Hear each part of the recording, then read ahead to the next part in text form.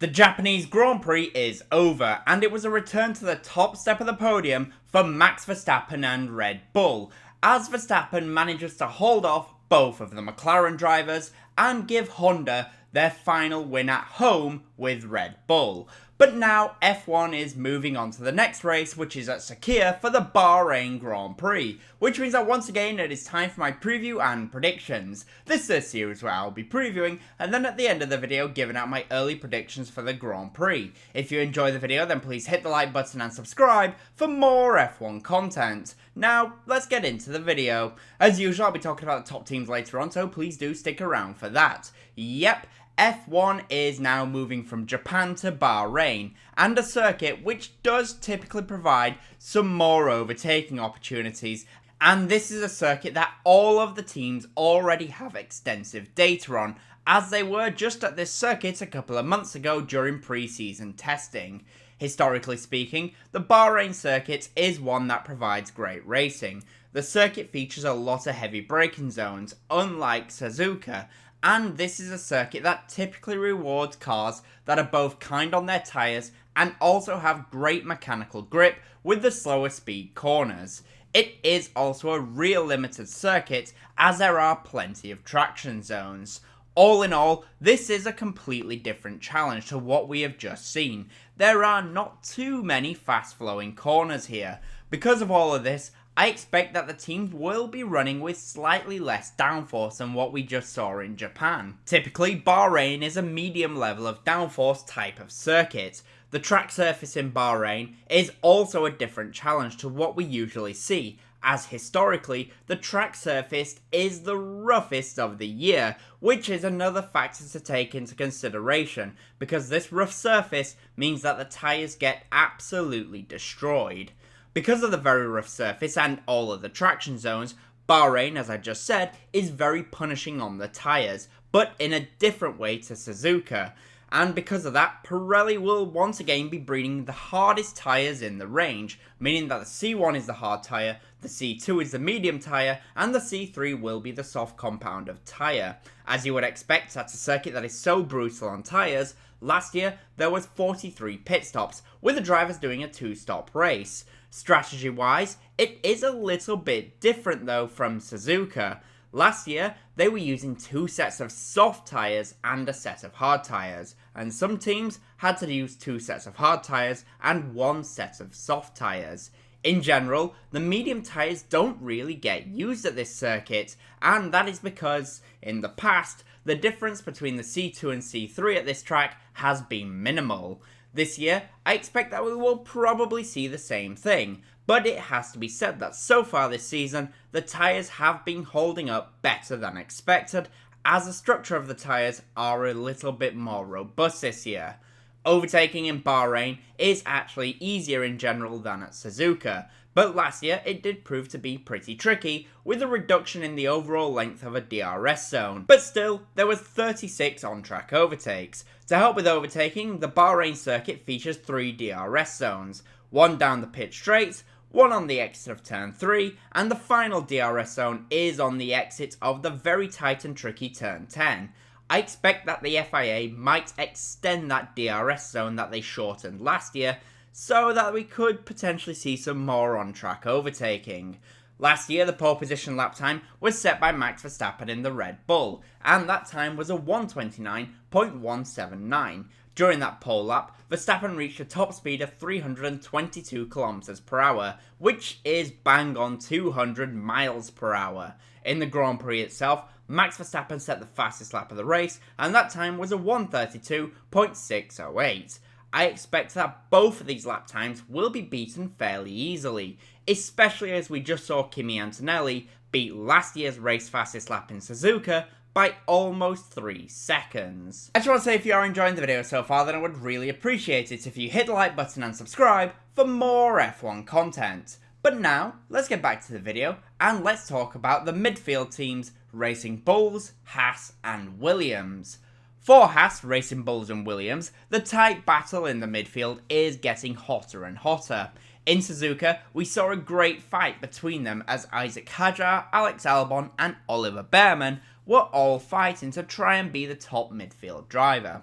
In Suzuka, it was Hajar that came out on top, but going into Bahrain, I expect that Williams should recover, and I anticipate that they will be the top midfield team. I also think we should see a better performance in general from Carlos Sainz, as he should be more comfortable with the Williams here, given pre-season testing.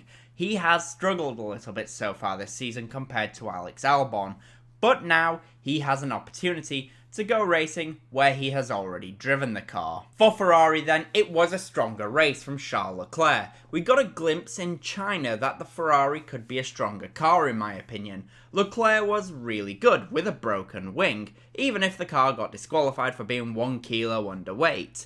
And in Suzuka, he had a good race, but he also had a very lonely race. He was faster and held the Mercedes cars at bay, but he couldn't do anything about the top 3.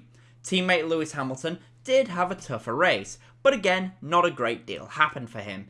He got ahead of Hajar, and that was about his race. Going into Bahrain, I expect we should see a stronger performance from Ferrari. Historically, they have been very good on the brakes, and also the last few years, they have been very strong at this circuit. It is one where they do go well. I don't think they will be battling the top 3, but they should at least beat Mercedes this weekend, and if there is any issue with the top 3 drivers, then we might just see either Charles Leclerc or Lewis Hamilton getting onto the podium. But Hamilton still has to improve his race pace a little bit. I don't think he has been as strong as Charles Leclerc in Grand Prix conditions at any of the first 3 races this year. In Australia, Leclerc was in general a little bit faster.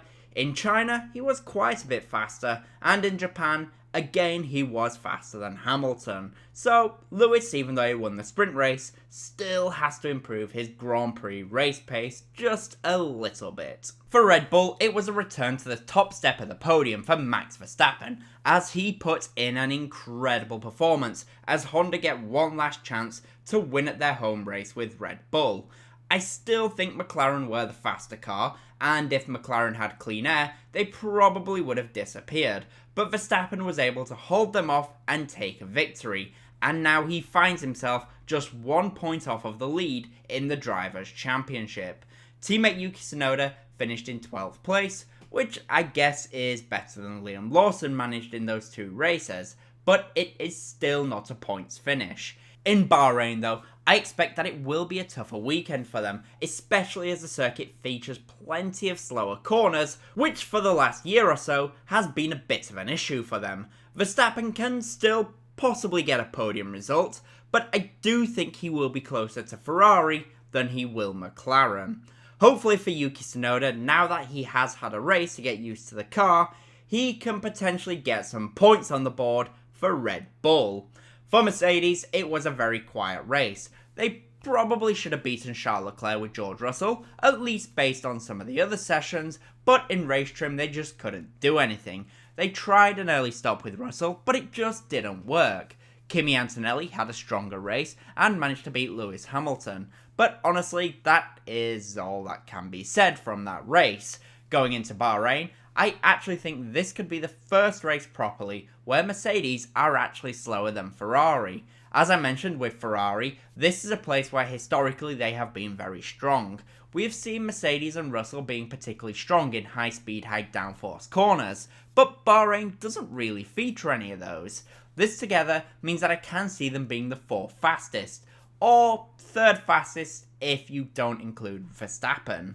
That being said, they should still beat the 2nd Red Bull driver, and George Russell might just finish ahead of Lewis Hamilton in the race. And finally, for McLaren then, it was a race I still believe they should have won, but they lost the race in qualifying. Max Verstappen put in an excellent lap, but Piastri and Norris both made mistakes. If they didn't, then their laps would have been faster. During the race itself, I also feel like McLaren missed on 2 opportunities. The first one was when they chose to bring in Piastri first instead of Norris. Now this was to cover the cars behind, but it shows that they were not really looking forward to Max. Then they just brought Lando in at the same time as Max, throwing away any undercut chance or even taking a risk with the overcut. The second opportunity that they let pass was that Piastri at the end of the Grand Prix was faster than Lando, but they didn't let Piastri have a chance to fight Max. I expected a radio call where McLaren would say, swap around, but if Piastri fails, then swap back on the final lap. And now, Max Verstappen is just 1 point away from leading the Drivers' Championship. If Piastri and Lando swapped, and Piastri did beat Verstappen, then Lando would still have a bigger buffer to Max. Going into Bahrain, I expect a strong bounce back from McLaren. This is the perfect circuit for them, and it is one where Red Bull will be weaker in my opinion. The slow speed corners and the real limitations is where Norris and McLaren thrive, and because of that, I expect that they should be back to the top step of the podium, and, well, McLaren should win the race fairly easily. So with that in mind then, what are my predictions for the Bahrain Grand Prix? Well, for pole position, I'm going to go for Lando Norris and McLaren to take pole position. But what about the top 5 in the Grand Prix? Well, in P5, I'm going to go for George Russell in the Mercedes, P4 will be Charles Leclerc in the Ferrari, P3 will be Max Verstappen in the Red Bull, P2 will be Oscar Piastri, and I'm going to go for Lando Norris to win the Bahrain Grand Prix. But those are my thoughts. The question is, what do you guys think will happen?